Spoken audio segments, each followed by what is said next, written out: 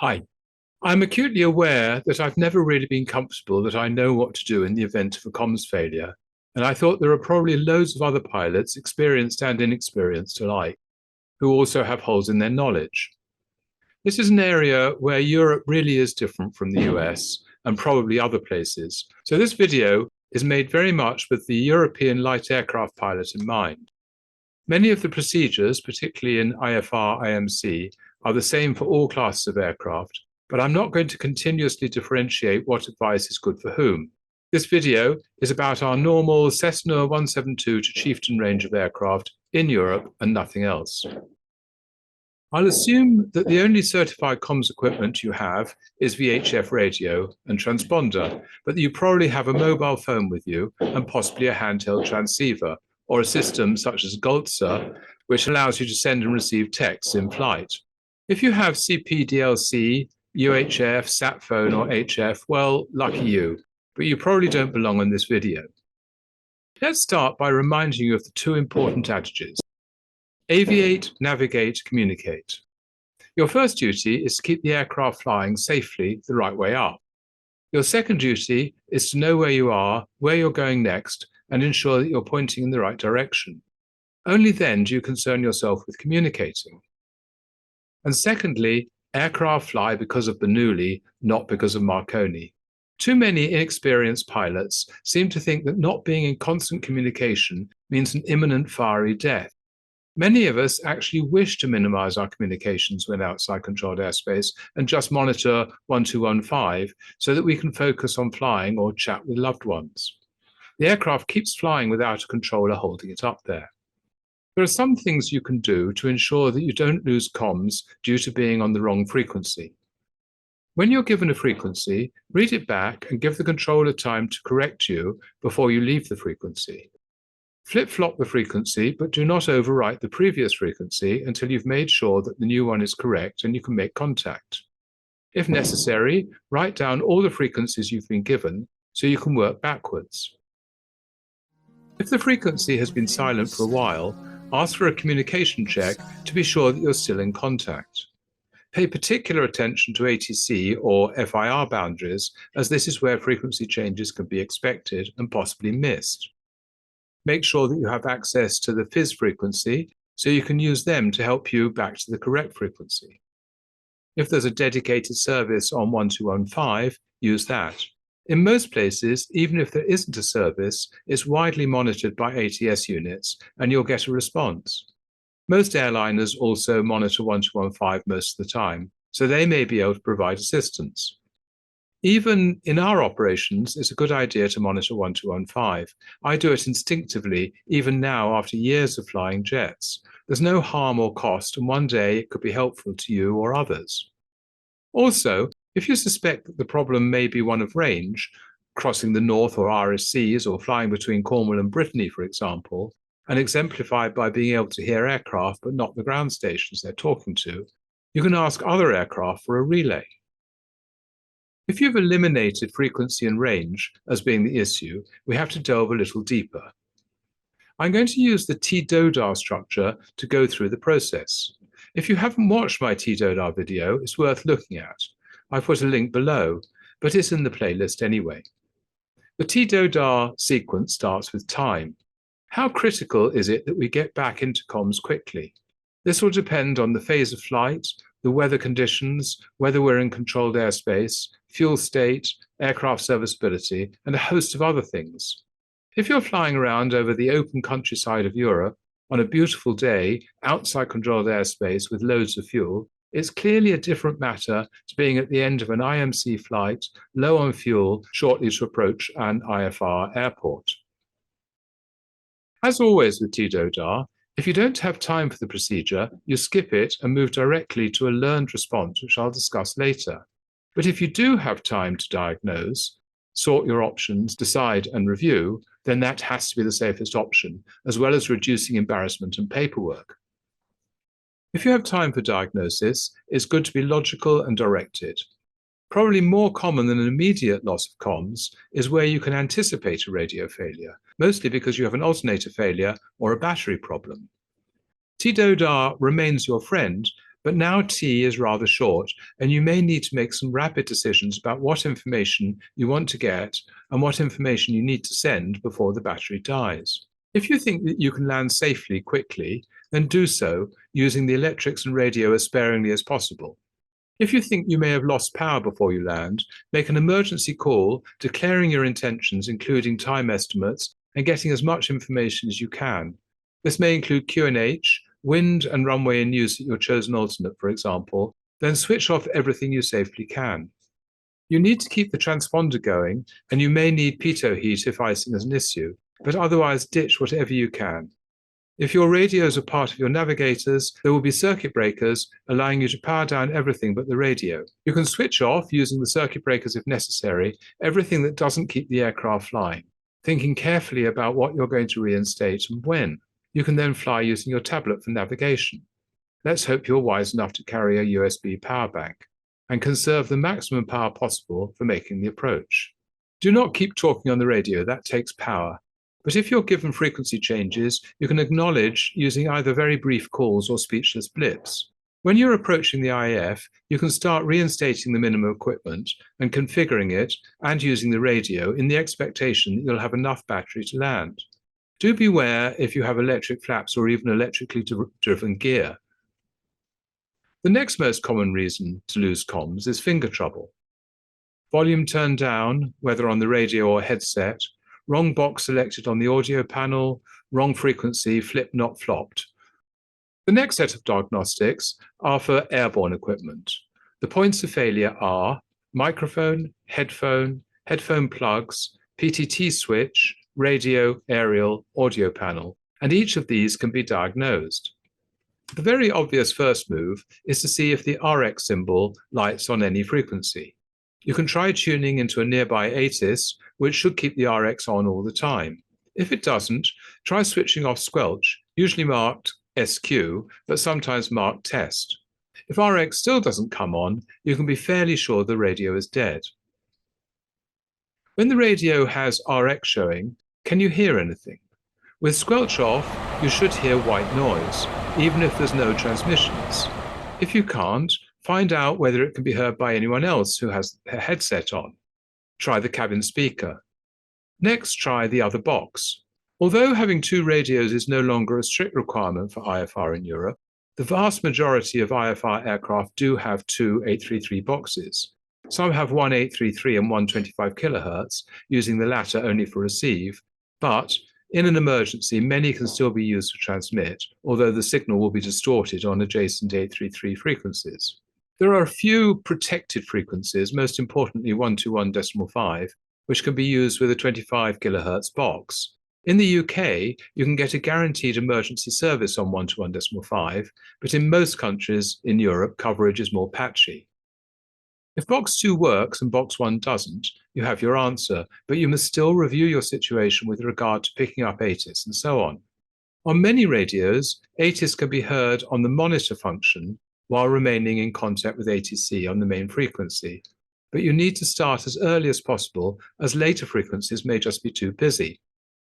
Another diagnostic check can be to switch off the audio panel. There are certainly installations where the effect is that the audio panel is bypassed and COM1 is linked to PTT1 and headset 1. So, let's assume that the problem persists across both radios. We now start looking at headphones, microphones, and PTT. The headset can be replaced with a spare or swapped with a passenger. You can plug your headset into the P2 sockets, though do remember you then have to use the P2 PTT. I have seen aircraft with separate emergency PTTs on the panel. You can check whether the TX indicator comes on when you press PTT. If not, you can try the same on the P2 PTT. Some TX indicators won't light up until you start to talk, so you might have to either get the right-hand seat passenger to say something or use the P2 sockets. If the PTT is stuck on transmit, most modern radios will stop transmitting after 30 seconds. While older radios may not have this feature, One of the benefits of the 833 requirement is that we almost exclusively have reasonably modern radios. The PTT switch is usually pretty accessible if you have a small screwdriver or even nail file available, and the technology underneath is pretty simple. Two wires which connect for talk, break for receive. I've in the past dismantled a PTT in flight, separated touching terminals, or pressed the wires together for PTT. Not ideal and definitely not approved, but possibly better than the alternative. Safety always comes first. After all these diagnostics, which, though they have taken me a while to describe, are done in seconds, you should be reasonably confident as to whether there's a fault in the aircraft, whether it can be rectified, and whether you can regain some or all of your comms. If you can, then you can carry on, though if you have to lean across to use the P2 plugs and PTT, you'll still have to look at your options of continuing diverting or moving seats in the flight. It's no way to fly an approach to minima. If you've not restored comms, you need to start going through your options, and they're going to depend on circumstances. The two main criteria are whether you're in VMC and can land having remained in VMC, or IMC, and whether you're in controlled airspace, have a clearance to enter controlled airspace, or are outside controlled airspace. Let's start with the situation that most of us probably worry about most and feel that we should understand better, and that is being on an IFR clearance in controlled airspace. As soon as you recognize that you have comms failure, I would suggest that you wait until you've done the diagnostics I've just described. It only takes a moment. Squawk 7600 and note the time, or start a stopwatch. This signals to ATC that it's their responsibility to keep traffic away from you. However, they will also assume that you're familiar with the rules and your obligations. While they cannot be certain whether you're an IMC or VMC, they will be expecting you to comply with one of the two sets of rules. In the UK AIP, there's a strong supposition that an aircraft under an IFR clearance within the route structure, which basically means in controlled airspace, will follow the IMC procedure, even if it's in VMC. It seems odd to have a set of rules and make rule one that you should break the other rules, but hey-ho. The French and German AIPs make no such comment. If you're in VMC and it appears feasible to complete the flight in VMC, the rules say that you should continue to fly in VMC, land at the nearest suitable aerodrome, and report your arrival time by the most expeditious means to the appropriate ATS unit. However, if you're in the common scenario of being in VMC above a layer, you need to decide whether it will be possible to maintain surface contact as you descend. Personally, if I have SkyDemon and Terrain and Obstacle Enable Panel Navigator telling me the same things, I'd usually be happy to do that, but you have to work through your own options. If you're in IMC or VMC where it doesn't appear feasible to continue in VMC, you must maintain the last speed and level you were assigned for 7 minutes. If the minimum flight altitude or level is higher than your last assignment, you should climb to that. The period of 7 minutes starts from when you set 7600, which is why I mentioned checking the time.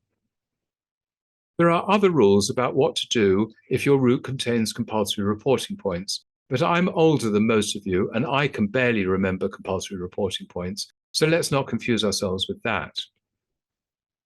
After those 7 minutes, you should climb or descend according to your filed flight plan. The 7 minutes only affect level, not lateral navigation. If you'd been on vectors, you should proceed directly to the next waypoint on your route in your flight plan. The rules say that you should go to the next waypoint on your route, though I dare say that if that meant a 90-degree turn, the controller would expect you to track to a more sensible point. But in the UK, if you're on vectors, you continue to fly the vector for 3 minutes before adjusting to your flight plan. Elsewhere, under EASA, you do it immediately. If you are on an RNAV direct, you fly to that waypoint, maintaining level or altitude for 7 minutes, then revert to your flight plan. You then fly the planned route to the approach nav aid at destination. I think the rules may have been somewhat overtaken by PBN, and I would interpret that to mean the initial approach fix designated in the flight plan. If you had been given an estimated approach time before your radio failure, you should hold at the IAF until that time. Otherwise, you use the flight plan arrival time instead. So you must leave the IAF at that time, holding as necessary. You then execute an approach, if possible being sure to land no later than 30 minutes after your planned arrival time. Although that's a summary of the ICAO position, and EASA has generally adopted the same as ICAO, many airfields also publish supplementary instructions in their AIP entries. They appear in paragraph AD 2.22. Frankly, in a single crew environment, where they are already dealing with an unusual situation, I'd be surprised if most pilots would have the capacity to go hunting through looking at the AIP for this information. As far as I can see, it's not included in Jefferson. On final approach, you should receive light signals from the tower, so it's worth looking out for them, and I would recommend clearing the runway on the first convenient turnoff on the side you expect to park and wait for a follow me. So that describes the regulatory options if you're in controlled airspace, but do remember that you're ultimately responsible for the safety of your flight, and if there are other considerations which make another course appear safer, then you must consider that among your options before taking a decision. I can't go through every possible example, but one might be a panicking passenger who's distracting you so much that an early landing, even in IMC, might be advisable. Another would be a situation such as electrical failure, where your transponder has also failed and you're left with nothing but a tablet app and your normal vacuum six-pack. Or, if you have electronic instruments, they will have backup power available for a specified time, followed by reversion to standby instruments. Or you can revert straight to standby instruments. The availability of backup power will determine the time available to complete a diversion. Having an up-to-date PLOG will also help situational awareness. As I'll be discussing in more detail in a moment, then you've just got to do what you've got to do and fill in the paperwork later. Now, let's look at radio failure outside controlled airspace. In the UK, if you're outside controlled airspace but have received a clearance to join, and note that that is a clearance to join, not just a flight plan, you may opt to join as cleared and then follow the rules for inside controlled airspace, but you may also opt to remain outside. However, I can't find any similar provision in either ICAO or European documentation. My guess is that even if the rule isn't documented, the rules are much the same. Otherwise, if you're outside controlled airspace and plan to remain so, your options are broad. You're not obliged to squawk 7600 unless it's going to be of assistance to radar units. For example, if you lose your radios and plan to land visually at a non-radar airfield, there's no obligation to squawk 7600. However, it's probably still a good idea to do so, as a radar station may well see the squawk and call airfields that you seem to be heading towards and warn them of your arrival.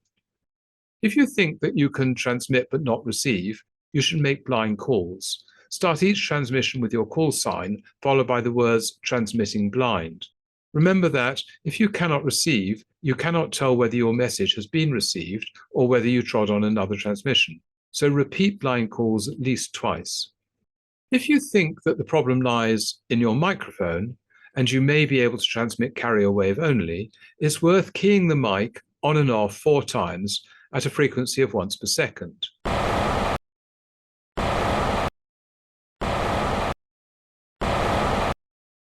This is not an official procedure, though it once was for the UK military, but you may be lucky that the controller or FISO is experienced or quick-witted enough to recognize that this is not a random pattern, especially if you repeat it.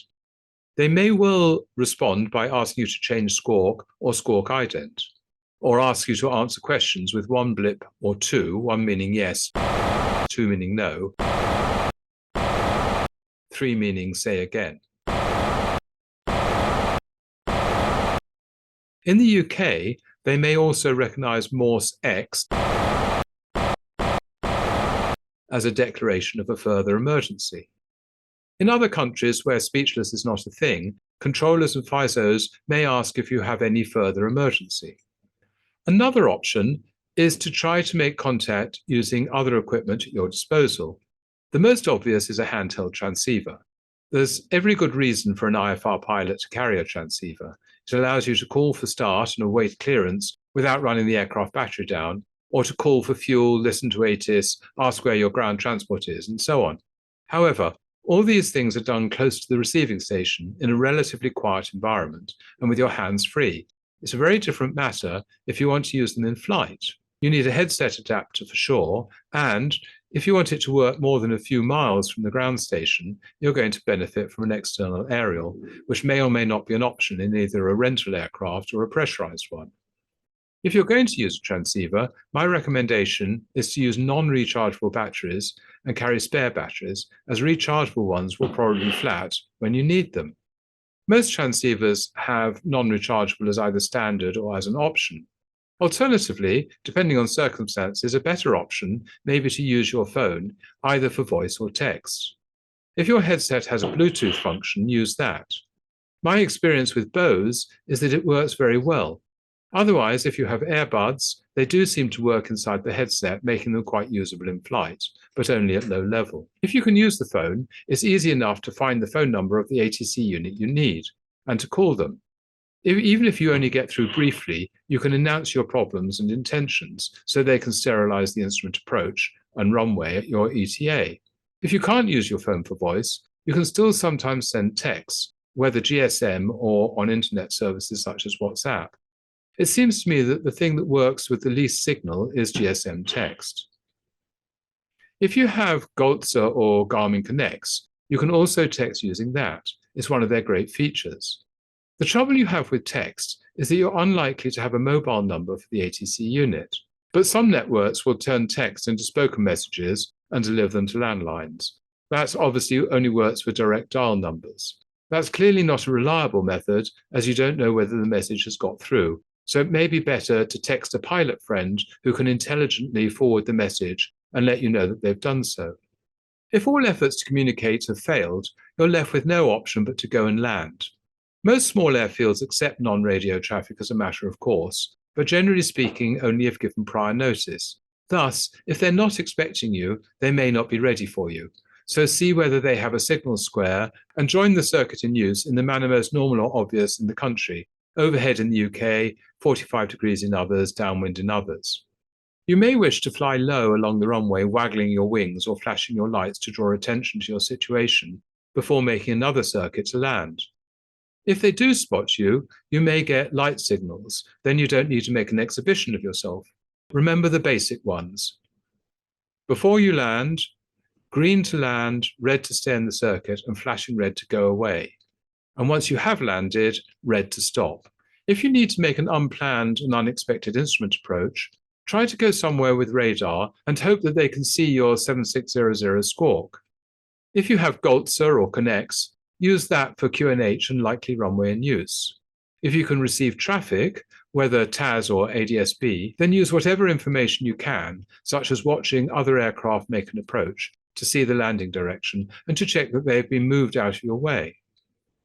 In extremis, you can use the ILS function on SkyDemon or the visual approach feature on the GTN to land at VFR airfields in IMC. As aircraft commander, in an emergency, you can deviate from standard procedures.